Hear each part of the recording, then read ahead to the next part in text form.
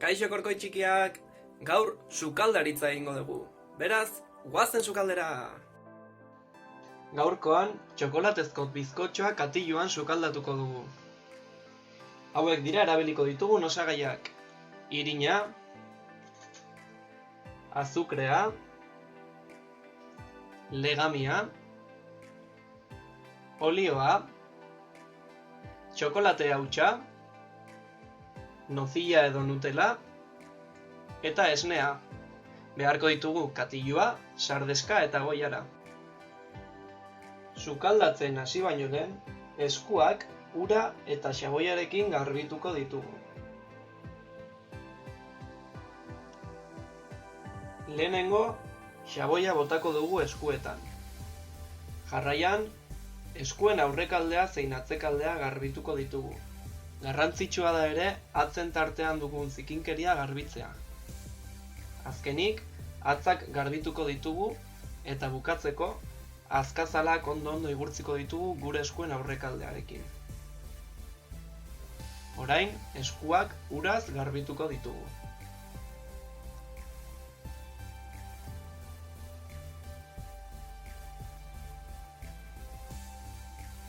Behin amaituta, paperarekin edo trapuarekin lehortu eta prest egongo gara gure errezetari hasiera emateko. Animo!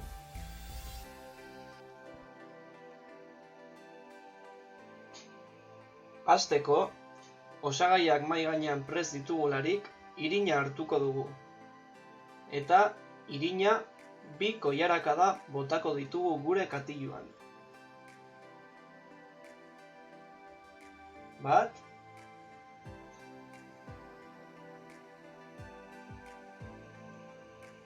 eta 2. Oso ondo!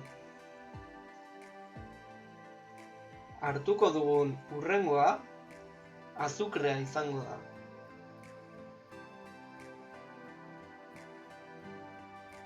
Azukre goilarakada 1 botako dugu.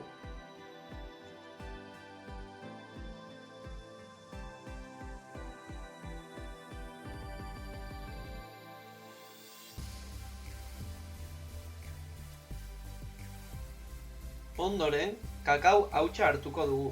Nire kasuan azukre gabekoa erabili dut, eta purua.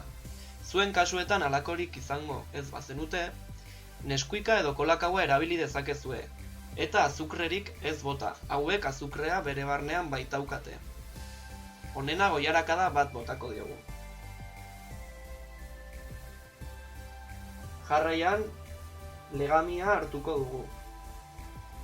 Legamia gutxi gora behera goilararen laurdena botako diogu. Hortxe.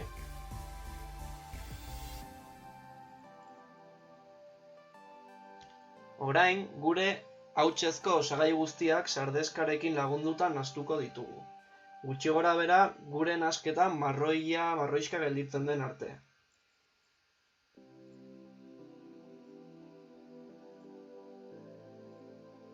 Horrela gelditzea lortu duzue? Oso ondo!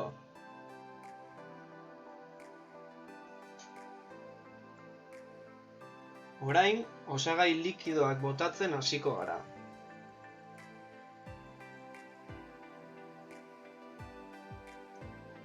Lehenengo esnea hartuko dugu. Esnearen kasuan, 3 koilarakada bota beharko dizkiogu.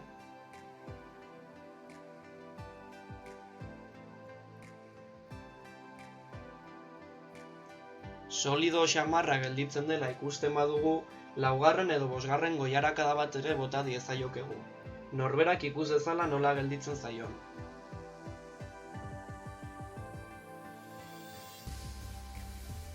Hortxe likido xamar dago, beraz primeran. Osagaiekin bukatzeko, olioa botako diogu. Kasu honetan goilarakada 1 olio. Primeran. Azkenik, aukera ezberdinak ditugu. Nire kasuan, nozilla erabiliko dut postraren barruko-aldea betetzeko. Hala ere, txokolatezko zatitxoak edo besteren bat erabili dezakezue. Nozilla edo Nutella botatzea erabakitzen baduzue, bolatxo bat bota behar duzue, eta ez duzue nahastu behar. Horrela, erdian Nutellazko bolatxoa osorik gelditzea lortuko dugu, eta gure bizkotxoa jaten dugunean, Nutella likidoa egongo da.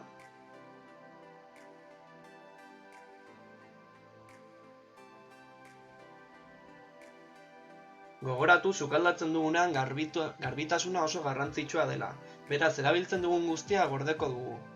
Horrela gelditu zaizue? Ea ba, gure errezeta amaitzeko mikroobin labean sukaldatuko dugu gure bizkotxoa. Horretarako nire kasuan 750 batioko mikroobin labea duanez, minutu eta 20 segundu jarri dut. Norberak ikus dezala behar duen denbora. Nire gomendioa minutu terdi bitarte jartzea da. Minutu bat geroago, gure errezeta egina edukiko dugu. Zelako usaia! Hortxe duzue bizkotxoa, erresa ezta?